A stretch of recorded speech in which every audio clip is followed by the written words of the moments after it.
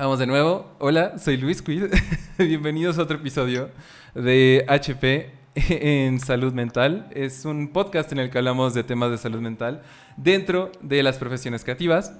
El día de hoy tenemos a un invitado muy especial. Su nombre es Rizzotto. Es un desarrollador de juegos y aplicaciones de realidad mental, realidad aumentada, virtual y mixta, y que actualmente está pues viviendo en México, desarrollando diferentes tipos de proyectos que buscan como desafiar cómo vemos nuestras realidades actualmente. El podcast va a ser mayormente en inglés, entonces pues si necesitan alguna pregunta o algún tipo así como de que algo no entendieron, lo pueden dejar en el chat y en su debido momento lo revisamos. Hola, Ville. All right. Hey, Lucas, thank you so much for agreeing to be here in the podcast. It's really awesome to have your experience with us. How are you doing? Doing good, and I'm sorry I'm not doing Spanish yet. I am learning it. I'm in Mexico right now, so soon, but not today. That's completely fine. How are you liking Mexico? Oh, it's really nice. It's much less chaotic than I thought it was going to be, actually. It's very beautiful. There's a lot of good stuff going on, lots of art, a lot more art than I thought I was going to see. So it's been surprising in many ways. It's just unfortunate that I got here during lockdown era. So definitely have to come back, but it's really nice. Yeah, I'm so glad you think that. I really miss it, like being here in Colombia. So, Ville in chat says first tacos in Spanish, and I completely endorse that. Anyways, yeah, go ahead. No. I was gonna go on this side topic about Mexican food, but we can avoid that. We can leave it for like the behind the scenes take. Yes. Anyways, thank you again for agreeing to being here. I wanted to ask you if you would give us a little background about what you do and where you've been professionally. Absolutely. So I'm Lucas Rizzotto, and I am a full-time mad scientist. I do lots of crazy projects with virtual reality, augmented reality, AI, brain interfaces, and so forth, trying to create things with futuristic technology that are really exciting and really weird and secretly insightful. That's kind of like what I do right now. And then, of course, I get those projects and I turn them into these crazy documentaries, which I post on YouTube in this show called Lucas Builds the Future. And that's what I do now. But before that, I was doing lots of virtual and augmented reality apps and games. I released a game on the Quest called Where Thoughts Go, which is VR experience. And before, I did lots of things, none of them related with technology in any way, shape, or form. So this is probably going to be an interesting one for you. It's actually that's a great take whenever you come from a non-techie background and get into the tech background. I think it gives a lot of substance to whatever you're doing in development. Yeah. Talking about your projects that you have at the moment and the ones that you had before, for example, Where the Thoughts Go, which I think is a really great project. Throughout them, what has been your experience with burnout in all of those projects? It's been, honestly, as with most mental health problems, it's been serving as a compass into what I should be spending more time on and what I should be spending less time on. Making Where Thoughts Go, which was a game that I made all the way and I released all the way on multiple platforms, and was the first piece of software ever sold to the consumer public. It was definitely it got crazy. It's especially in the world of indie development, in which you're just one person. And a lot of the excitement is gone after the first 20%, because usually in the first 20% of the project, you're doing the creative challenges, you're making it pretty. And then comes the grind of bug testing, and everything breaks, and you have to rebuild the same things over and over and over and over again. The other 90% of the project. Yeah, and then when you think the game's done, Oculus quality assurance looks us through your entire app and gives you 2 months of work to do. So it's this constant process of it's never finished and it's never done, and you're doing things that are like not fun at all and just, you know, kind of like drive you crazy. So burnout with that is definitely a thing. And then I got burnout trying to get other projects started for different reasons. But that's how I came up to the model that I have right now, which is I pick a project I'm really excited about. I work on it and on the video for 2-3 months on average, and then I release it and I move on to the next thing. Just as I start to feel the burnout, that's when the project's done and I start the new one. So it's annoying. It's a part of it, but I've also been trying to use it as a guiding light. It's like, okay, burnout coming. Okay, better diversify, better do other things, better not do this again, do this mistake again. Actually, that's the biggest one. I'm not gonna do a game on my own again, ever, because don't make the same mistakes twice. That is actually like really interesting. I think you're the first person, or I don't know if like people that have been here in the podcast said that it's like an indication for future projects to know, hey, I'm starting to feel this way, so I should probably just cut back a little bit and then like keep going on something else, right? So I think that's really interesting to say. Right. And it just comes from actually, I speak very depressed, and one of the ways that I got out of it was by searching for things that made me feel alive in any way, shape, or form. And when you're deep in depression, not a lot motivates you to do anything at all. Not a lot gets you excited. So when you find something that makes you smile, it makes you want to get out of bed, that's like a sign. It's like, oh, okay, I need to do more of this and less of everything else. And by doing this for several years, I ended up on the career that I am. So I think there's something about these negative feelings being teachers. And if you feel something terrible, at least the way that I look about it is like, okay, I felt this terrible thing. I'm going to learn as much, I'm going to learn the same amount from this bad thing as the amount of pain it has caused me. So the more the pain, the more you have to learn from this experience. So the pain's not useless and it's not, so it's worth it to a degree. Yeah. You're like getting the pain and soaking it in and just learning, like having the old lesson like soaked in, right? Yeah. If you're having shitty feelings, you better learn from them. Otherwise, they're just useless shitty feelings, and that's the worst thing you can have in your life. Yeah, absolutely. You talk a little bit about your personal project on how, like, for example, you develop one game all by yourself. We have these because it has happened to me too. Whenever I'm developing something by myself, I put the project above myself, if that makes sense. Like, that means so much to me that I spend more time on it and I justify it, saying that, oh, it's my personal project. Has this happened to you? And if it has, what have you done about it? I mean, it used to be that way for many years. And honestly, I think it's a valid way of approaching things.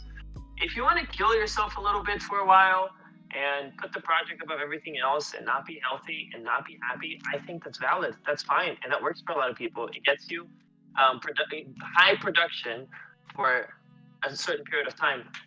But it does, it usually doesn't, I guess, I mean, for me at least, it doesn't have a lot of long-term benefits. It builds up, the best builds up, and eventually you start paying some sort of debt. You start to accrue debt for all of that personal neglect. But yeah, there were times in my life when she was like all about the project, and I'm sure I'm going to go back to that in some degree once I find a project that really requires my attention, and once I start having a company with other people. But it's been really good to just chill out, which is what I've been doing for the last year and a half creatively, and just like do things at my own pace and travel and try this thing called work-life balance that I heard so much about. And so yeah, it has happened to me, and I wrote it for a while, and I had it was not fun, but the most productive years of my life were years where I was doing that. But then, I decided to try out the other thing, and it's good too. And I think both of them have their own place. That's really cool. That's really nice to hear. Like coming from both ways, like whenever you're like going so hard at a project that it's practically your life, and then the other side that they both have their pros and their cons, and that it's okay to try them both. It's been very trendy to like hate on crunch and hate on this idea of working 80 hours a week. But honestly, it works for some people. Well, some people enjoy it. And I think it's valid. And there's a time and a place and a person for it. But I like balance a little bit more. Yeah. But no, crunch? I don't know. Now that you're like touching the crunch side, I'm sure that it has happened to your personal projects, but have you ever crunched in a project that is not yours, that it's like for someone else, that someone else tells you, you know what, you need to stay and finish this, even though you know it's going to be impossible if you don't stay like 4 more hours of work every day or stuff like that? Right. Yes, I have as a freelancer. So before, pardon me. So I did work as a freelancer for a couple of years when I was trying to, teach myself all the skills that I use today. Yeah. And I didn't have to do that a lot. But here's the thing: when you're a freelancer, you're, for the most part, I guess my kind of freelancing, which was kind of like doing things independently. I was in charge of the schedule and my hours and everything. So whenever I had to crunch, it's usually because I made a mistake. And I overestimated or I left too much work last minute. So every time I had to crunch, it was entirely my fault. I mean, I like to think of it that way. At least it's more empowering to think so that way. And so I haven't had the experience of being a subordinate of someone else and having to, work on something because they demand it or because of their screw ups and with whatever it is, which is, cyberpunk, first years, nothing gets done. Yeah. And then last year is like everything. So that's my experience with crunch. It's everything is a consequence of my actions, so it's a different relationship than most. So had issues with it, but they were all my fault. So I can work on it next time. Yeah. I've been privileged enough not to have that kind of cyberpunk experience. That's really cool to know. I'm glad you haven't gone through like the like not freelance kind of crunch where you lose your job if you're not like working that kind of hours, you're right? But yeah, but I've definitely seen it happen, especially in the VFX industry, and it's pretty crazy. It's pretty insane. Yeah, it really is. Have you seen it like in someone else, like someone close to you? Well, let me rephrase that. The person you've seen it happen, were they someone close to you? And if so, what did you do to like help them cope with that? Here's the thing, like the people who I talk to who have to deal with massive amounts of crunch, again, VFX industry, you'd be surprised at like when a Guardian of the Galaxy movie comes out, a lot of the CG was finished like 4 weeks before, and like people are just like crunching like crazy. Very last minute, it happens way closer to the deadline than I thought. But they're just so used to it. Honestly, they're just like I'm actually shocked at how used to it they are. How they're 120 hours this week. I'm like, okay. So I didn't really have to comfort them in any way because they were comfortable in it and they were already used to it. It just became like a normal thing for them. So, like I said, it's the ultimate level of desensitization to crunch. And yeah, that's been. Sorry, I don't have a lot of experiences with that other than just like what's happening around me, and the fact that my opinion that it's insane. No, that's okay. Necessary. I don't know, man. Yeah, like it's okay. Like just like knowing about this kind of stuff, like from your point of view, that's really like valuable. If I say,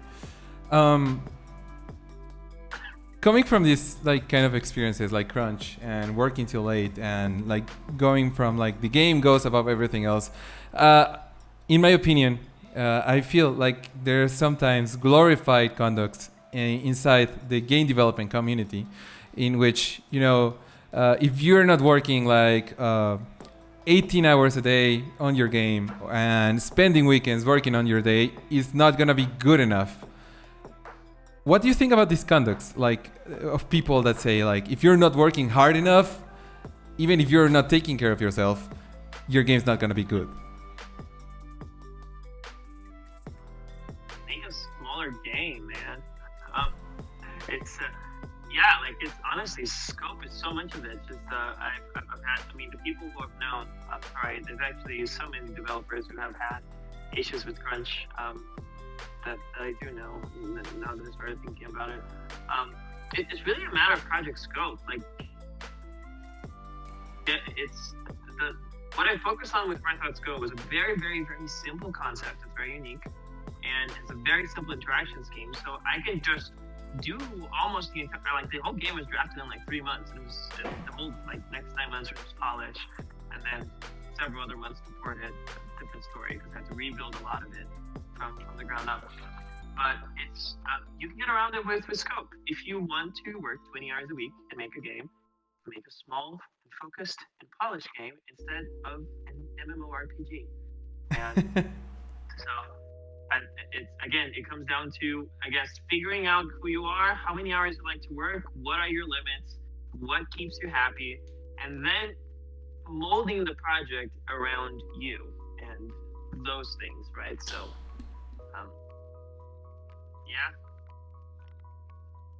like I am doing with my 3-month projects. It's like, it's what I like, it's what I enjoy. I can explore many different ideas, and I always get tired by the end of it, but never tired enough that I want to stop. Yeah. That's a really nice approach. I think I'm gonna take you on that on my personal projects as well. Yeah, honestly, a lot of it comes from just like years of failure and making mistakes and being like, I never want to feel this way again. We have a question in chat. It's coming from Lomito Macabro. His question is, where's the limit when working on a personal project in order to not burn out? In your case, in your experience.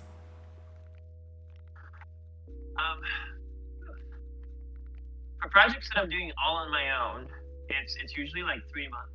Because after that, I'm tired of the idea. And I'm someone who's like, I spend a lot. I honestly don't work that much. I think when it comes down to it, I work less than 20 hours a week. But a lot of my free time, I'm just thinking about stuff a lot. My mind is always on, and I'm always thinking about projects and what would be cool. And even if I'm not doing video editing at the time, I'm editing it in my head. So I do a lot of work when I'm not working.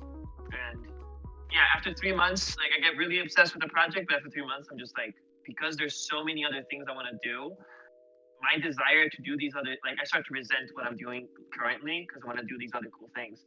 And you know, sometimes there's like a new, I'm not doing it. I mean, I am doing an NFT thing, but not, you know, let's say like, oh, okay, this thing is super hyped and I have a project for it, but I still have to finish this other thing. And, you know, sometimes ideas compete for what I want to do the most. But to me, it's usually 3 months doing projects alone. But I think if I'm working with a team, and, you know, you can extend that to 1-2 years, depending on the team, depending on the pace, depending how everything is distributed. But to me, yeah, personal projects, 3 months, because there's just so much to explore, and I only have so many years of youth. Yeah, absolutely. Going back to, well, first of all, thank you, Lomito, for your question. That was really nice. Yeah, coming back to what you were saying before about countless failures in your professional life, what's your take on failure? Like, has it always been, or for example, have you always been so casual about, you know what, I've failed a lot of times? Or has it ever been a time where you're like, you know what, I failed, I don't like what I do? Or maybe not I don't like it, but I'm not good for what I'm doing. Sort of like the imposter syndrome, but like with failure, that you're failing at something, that means you're bad at something, and that you should probably stop. I don't know if that makes sense. Yeah, no, I understand. I don't believe in the whole I'm bad at this, like innately bad at this. I think anybody can be proficient at anything if there's enough desire and effort. I could be bad at things from the perspective of I do not possess the skill, nor I want to attempt to possess the skill. Thus, I am bad at this thing. I'm terrible at drawing. I try to learn drawing so many times, I get bored and I stop. Thus, I'm bad at drawing. But it's more like the fact that I don't want to put in the work. Failure is fine. Just don't do the same failure twice. That's really, it just comes down to that. It's like, if you make a mistake, learn from it and stop making that same mistake. So you can make new mistakes and then not do those again. And then your level of failure, it starts to increase in, you go up the ranks of failure and you start to fail more intelligently. You don't fail with like dumb stuff that just wastes your time anymore. So it's really just that. It's like, if you have it can be a massive, it can be a relationship, it can be a work thing, it can be how you conducted yourself in a conversation. Just when you make a mistake, think about it, don't do it again. And maybe do it a second time, but don't do it a third time. Third time's terrible.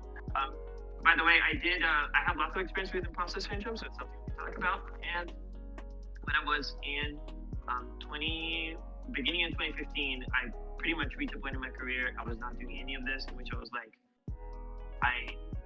if I do this, I couldn't see myself doing what I was doing for 10 years, and the future seemed sad and terrible. And I took everything that I had, moved to New York impulsively, had no idea what I was doing, but I knew that it was going to be better than whatever I had. So, again, it's like, not making the same mistakes twice. It's like, sometimes randomness is better than repeating something when you already know the outcome. Yeah. That is actually like some I don't remember the word for it, but I like the word that comes to mind is like ballsy to do. Like it's like throwing your life out and going all the way, because you're from Brazil, right? Yeah.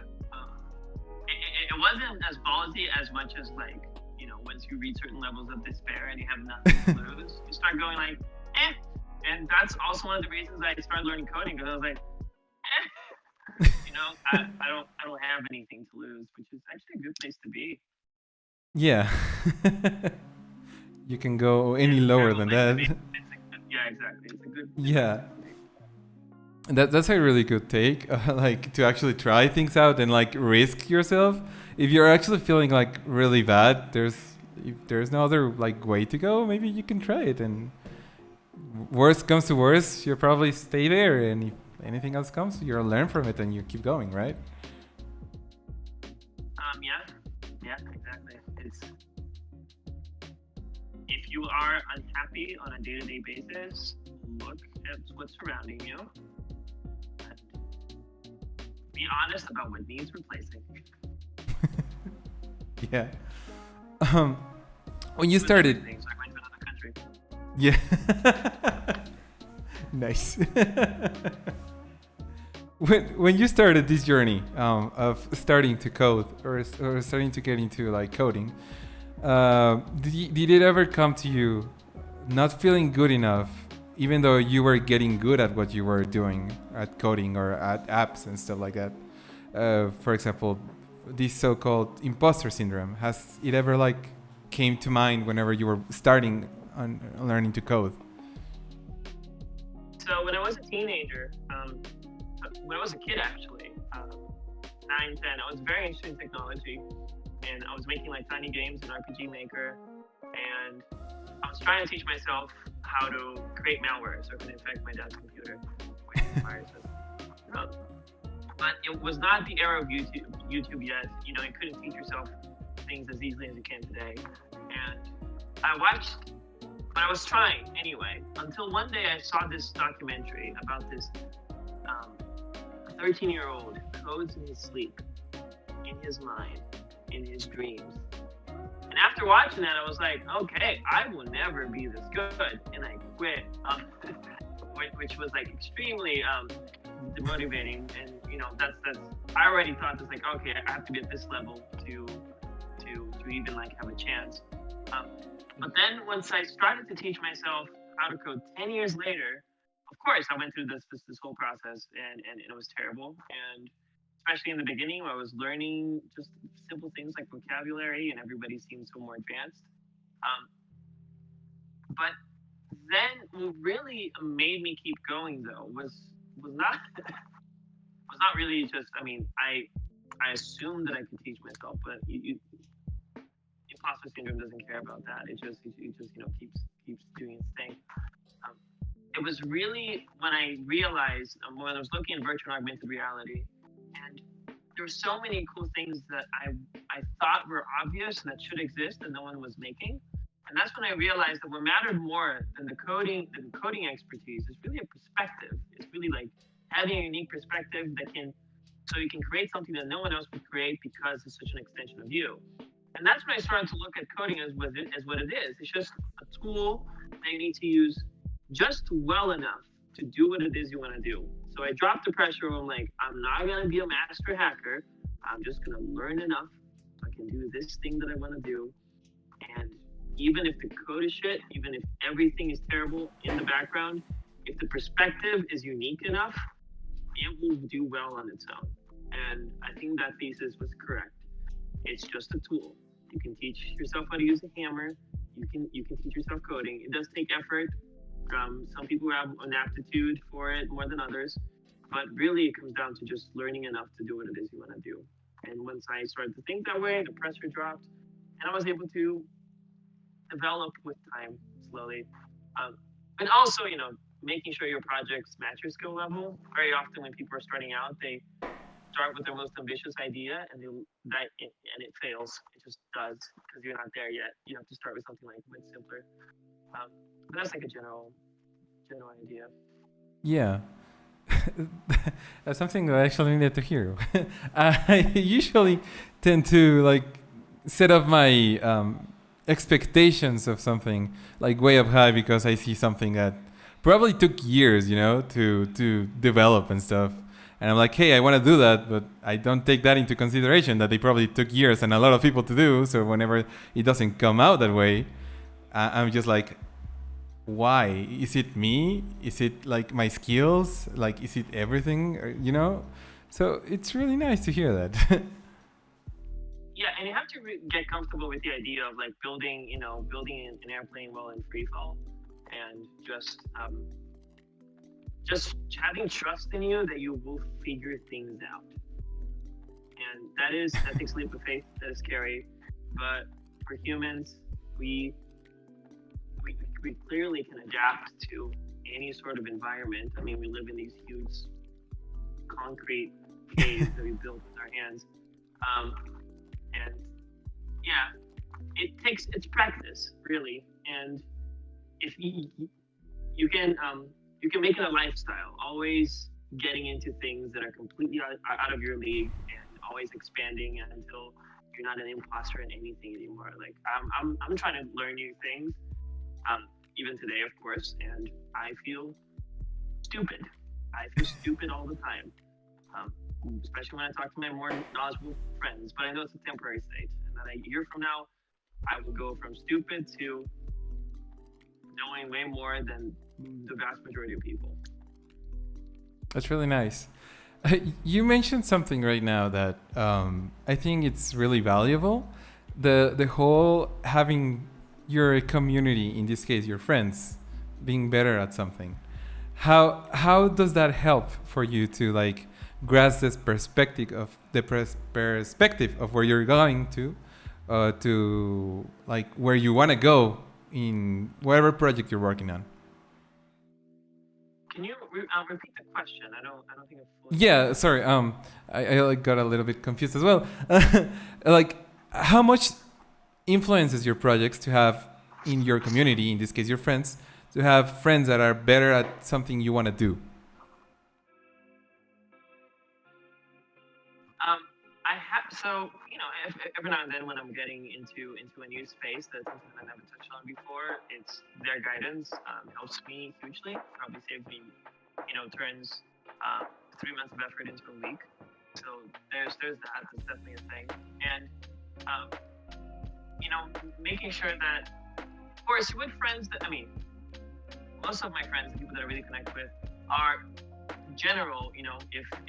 If we all have stats, like all the little bars and all the little number values, generally we're at the same level, but they emphasize a little bit more advanced in other skills than I am. It's always good, which means that because if there are people who are always chasing down new things and always really excited about what they're doing, all of that excitement comes back to you, and all of a sudden you're hearing about all these ideas and new technologies and new things that you would never figure out on your own, much less find reasons to be excited on your own. So a lot of my, creativity in a way comes from the fact that I have friends that are really excited about ideas and that have a unique perspective, and we can do what I call idea ping pong, which we're just throwing ideas to each other, and then very cool things come out of those conversations. So that was a ramble. I'm not sure exactly what my point is, other than it's good to have friends who are good at what they do, who are excited about new things, curious, and are good idea ping pong players. Those are my favorite people. Yeah. Thank you so much, Don Fercho, for the host. I really appreciate it and helps us a lot. That's really nice to say, coming back to you, Lucas. Finding people that are passionate about what they do, it's contagious, I think. Whenever you're working on your own projects. Yeah. When you throw a crazy question of okay, what does a virus look like in VR and AR? A virus that can hack your perception. Most people go I don't know, or who cares? But then there's one or two people who get really excited and they throw a crazy idea, and then you throw something back, and then 30 minutes later you've created something that no one has ever created because you were willing to play. So yeah, that's really, really cool. Now to land, we've talked a lot about the whole burnout, this imposter syndrome, and the challenges you've went through, learning to code and developing your own games, your own applications. To the more the better side of it, what has been one of the best experiences you've had developing your apps, developing games, developing content? What has been it can be more than one, but the best experiences you've shared with yourself or with your community? While making those things? Yeah.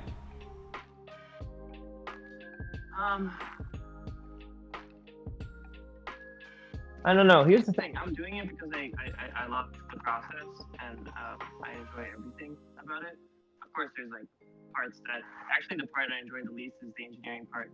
It's development. My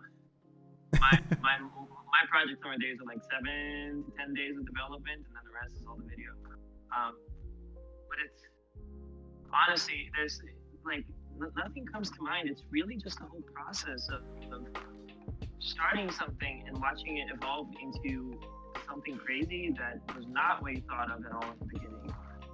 That feeling always gets me of when you're about 80% done with the project and it's finally all clicking together and you're this is good.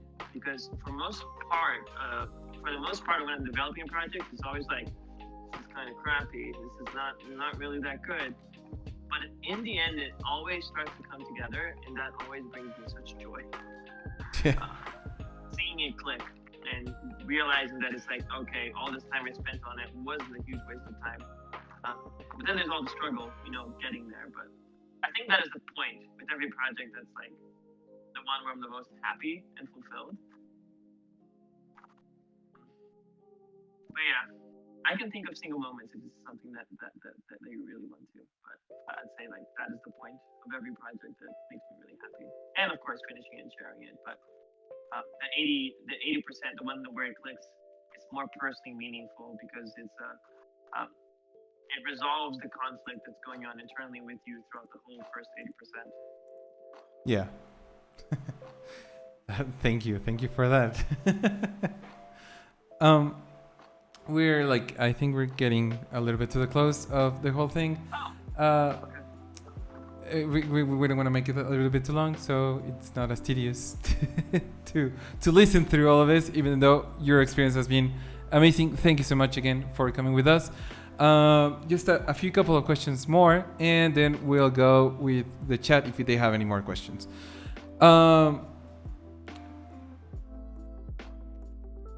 What advice could you give someone that's interested in like starting, rather if it's content creation or coding or game development? What's the advice you could give, for example, your a few years ago Lucas, whenever they started coding? Every time, and this happens with me all the time. When you start a new skill, you're gonna quit a couple times before you actually go all the way. This is part of the process. You start doing it, you get motivated, and then a couple months later you try again. That is normal. Starting and quitting, starting and quitting. If you want to do it enough, you start that process enough times that it will eventually work out.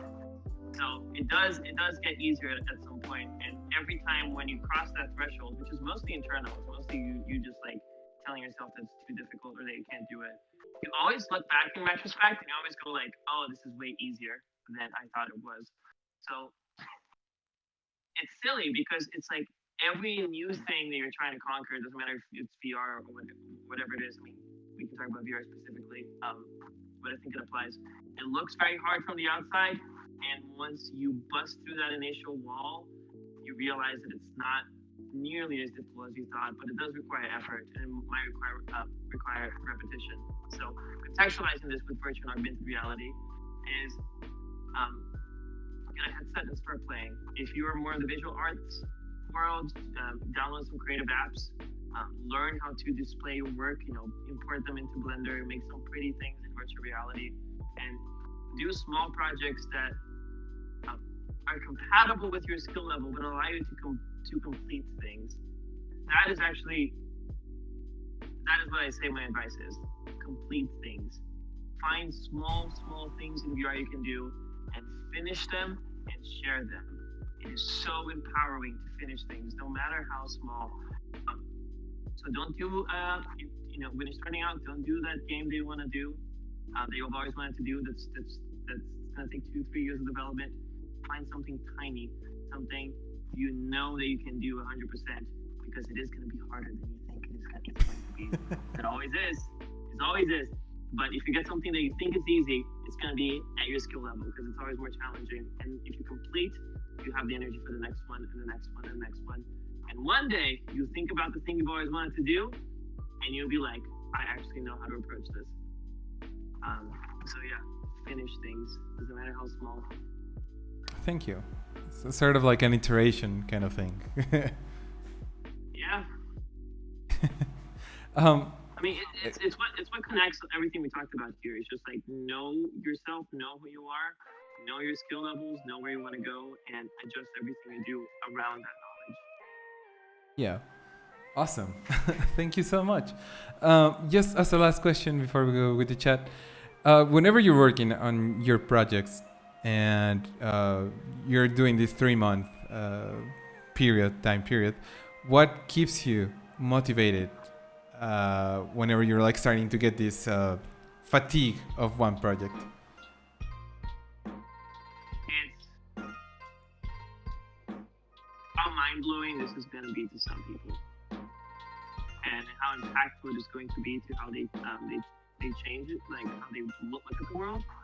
That is ultimately what I try to do with my projects. And again, it's not things that are just like fun and entertaining, but are things that are like insightful, like that are actually deeply insightful in unexpected ways. And I try to look at every project as like it has to give you something in return. Like experiencing the project needs to change how you think about the world in in a relatively major way. So, I mean, if every piece of entertainment that we watch made us grow like that, we would be like in a different level. So I try to create projects to do that, and I think that immediate that idea that's like, if I finish this, so many people are going to think about the world differently. Is really what pushes me over the edge. And also, there's also the egotistical part to it. I don't want to like sound super idealistic. It's also like, I'm the first one to do this, and it's in history that I was the first one to do this, and I did it in a fucking cool way. I didn't just do like a little 20-second Twitter thing. I did a documentary about it. I worked on it for months, and I made something super cool. So it's a mixture of those things. Yeah, it's a mixture of ego and idealism, and both can coexist happily. Awesome. Thank you so much again for sharing your experience with us in all your work as a game developer, as an app developer, and overall as a content creator. I think it's really valuable. And now, just to like finish this off, if there's any questions in chat that you would like to ask Lucas, please go ahead and we'll give it to them. I think there's one that's already been answered. I'm sorry, Sophie. Have you ever dealt with imposter syndrome? And if so, how do you cope with it? Well, we already got to that a little bit earlier. So if there's any more questions about it or like anything else that we talked about in the show, you can leave it in the chat, please. While we're waiting for a question, just on the imposter syndrome, one of the reasons I joined virtual and augmented reality when I was going to tech is that I realized, and this was like a real like rational thought that I had in my head at the time, that if you enter an industry that is new, no one is an expert. Thus, you cannot be an imposter. If the industry is 2 years old, if you have 6 months of knowledge, it's like you cannot be an imposter in something that is like absolutely new. So that was actually one of my strategies that I didn't talk about. It's like when I try to learn apps, I'm like, there's people who've been doing this for 8 years. I can't catch up to them. But VR and AR, 1 year, and I'm up there with a lot of people. So also that, pick something new. Pick something where you can't be an imposter at. Yep. That is a really cool approach, actually. I mean, it worked. Yeah. If anyone else has any questions in chat, we'll be taking them. Sophie says, thank you, Lucas. You're welcome, sir. There's another one from Lamito Macabro. He says, have you ever felt like changing completely what you do? I think as in like completely throwing it everything you're doing right now and doing something else. I have historically switched careers completely every 3 years. This is something that I've always been doing. And I think you can just embrace the constant process of like this constant transformation. And, you know, I went from, I didn't do anything technology related until like 4 years ago, but I switched careers so many times, from photography, from sales, from I was in music, like a songwriter for a couple of years, and I did parties for a living for a couple of years, and I became a graphic designer, then a UI UX designer, then I taught myself coding, so I started to design my own things, and now 2 years ago I was like, you know what, I would love to have my TV show, and then I started to transition this thing.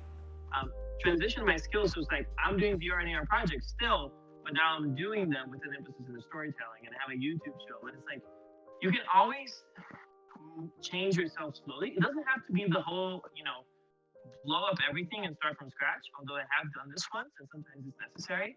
But you can always look at where you want to go and get there in 2 years, and people are not even going to notice it happen. They're like, "Oh my God, you do this thing now," and that's what's most of it looked like to me. It was like the slow change where I just got the skills that I had at the time and I adapted them and I slowly moved away.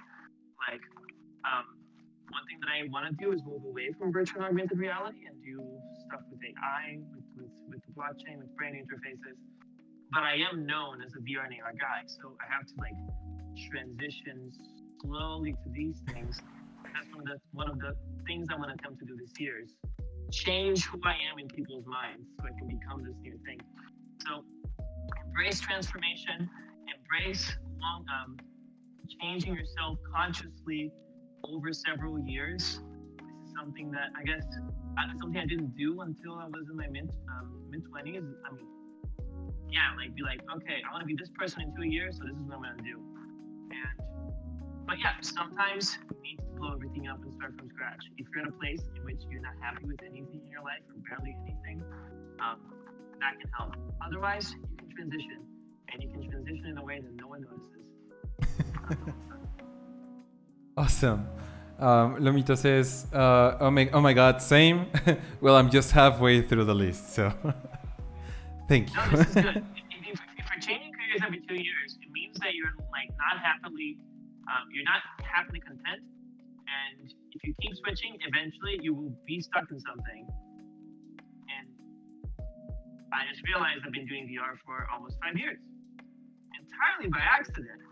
VR and AR. So, oh my God, it's been almost 5 years. What a ride. More like four. But yeah, one day this is gonna happen. You're gonna be like, oh, I've actually been doing this for more than 2 years. So the cycle has been broken. Awesome. Thank you so much, and thank you, Lomito, for your question. I hope that answers whatever you were looking for. One last bit, just one last little bit, just into that, because these questions are good. The only problem with starting careers every 2 years is that you're always in that place of like the imposter syndrome place is something that you have to get really cozy with. Because again, it's like when you're entering something, like I started coding with age like 24, and I went to computer science school, and everyone there was 18, and it made me feel kind of like terrible. And like I was feeling like I was standing out. So if you are embracing this constant state of transformation, you also need to get cozy with imposter syndrome, and it's going to be a part of your life, but it's something that you can train yourself through if you do it repeatedly. Yeah. There you go, Lomito. Thank you so much, Lucas, for answering the question. If there's any more questions in chat, please put it in español. Si alguien más tiene preguntas en el chat que quieren hacer, que quisieran hacer a Lucas, también son bienvenidas. Las pueden poner en español y nosotros las traducimos, o las pueden poner en inglés y nosotros las decimos. ¿Va? We're gonna wait a little bit. And again, thank you so much, man. I really appreciate you coming and talking about it. I'm really glad that you're doing a podcast that has such a clear purpose and clear, subject matter. It's just like a breath of fresh air, like the conversation and what we're touching on. Yeah, it's a lot about like just sitting down and talking about what we've been through, because mental health still is a stigma in a lot of things, and now let alone like game development, which is something like really, really small, like compared to like everything else, right? So to talk about mental health in game development, in art, in illustration, in animation, not a lot of people are doing it, and at the same time, a lot of people suffer from it. Like a lot of people suffer from the same kind of issues, and they feel alone because they're going through the same issues. So this podcast is aimed to that, to like try and get these subjects of people who've been in this industry for, I don't know, students, people who've been through it, like 5 years in, I don't know, VR development, AR development, and stuff like that, to see like they're actually going through similar stuff and that it's okay to go through that. Yeah, exactly. And you can talk more in depth here, which is nice. Yeah. I think there are no more questions in chat. We're gonna go and finish the episode of the podcast. Thank you again. I know I say thank you a lot. I just really appreciate it. I'm a huge fan of yours, to be honest. But thank you so much for coming and sharing your experience with us. It really is really valuable what you shared with us, and I hope that like your upcoming projects like go along really, really good. I'm really looking forward for them. and expressing appreciation is a wonderful thing that people don't do enough of. So say thank you as many times as you want. I really appreciate it. And it was a pleasure to be here and to talk about these things. Hopefully you all learned something. And yeah, let's keep making good stuff and staying healthy. Same to you. I really appreciate it. I'm gonna switch to Spanish so we can do like rate someone. De nuevo, muchas gracias a las personas que estuvieron aquí en el chat, que estuvieron comentando, que estuvieron haciendo sus preguntas. Vamos a pasarnos al rate del final del episodio. Si tienen a alguien que les gustaría hacer el rate, or if you, Lucas, if you have someone that you would like us to rate, that would be awesome as well. Rate? Yeah, like on Twitch, whenever you're like finishing stream. I was like, are we gonna open up photos of people we know and like rate it like on a hot scale? No, raid. Raid, yeah, that's. I heard raid. I was like, oh, you want to raid somebody? I was like, my mom, 10 out of 10. Yeah. Sorry, I'm not on Twitch that often. It's the live stream wave is something that I never got into because I'm like a perfectionist and I like to be authentic, but also not. I like to direct my image. Yeah. Thank you so much, Regis, for the follow. But yeah, I get it. I think a lot of live streaming's been like what you said, like building a plane while falling down. But yeah. That was fun. Yeah, it is actually really fun. Ok, entonces ya nos vamos. Muchas gracias a las personas que se han pasado. Vamos a hacer el raid. Si tienen a alguien que les gustaría que hiciéramos raid, pueden ponerlo aquí en el chat. O, vale. Sí, Reyes, les recuerdo, el episodio va a estar mañana en YouTube. Lo subimos los viernes por la mediodía tarde. Y pues está todo el episodio para que las personas que no pudieron estar aquí lo puedan ver. Si no tienen a alguien a quien les gustaría hacer el raid, vamos a buscar. Let's look for someone to raid. Okay, someone in chat saying they have a friend that's like streaming right now. Okay, we can go with them. Karen-RMS. Go look her up. She's streaming Valorant. It's recommended from Regis in chat. So, again, thank you so much, Lucas. Muchas gracias, chat. Muchas gracias a las personas que hicieron preguntas. And we'll see you next Thursday, hopefully. If everything goes right. Again, thank you so much, Lucas. And I hope all your projects... I'm already looking forward for your next project, man. I'm like so excited. It's cool. It's really cool. But thank you so much again. This was wonderful and you're wonderful. Thank you so much. Ok, chat, pues vámonos. Vámonos con Karen-RMS. Yo fui Luis Quid y nos vemos el siguiente jueves con otro episodio. Nos vemos, chat, en 4, 3, 2, 1. Yo también te jamo, Don Fercho. Fuímonos. Adiós.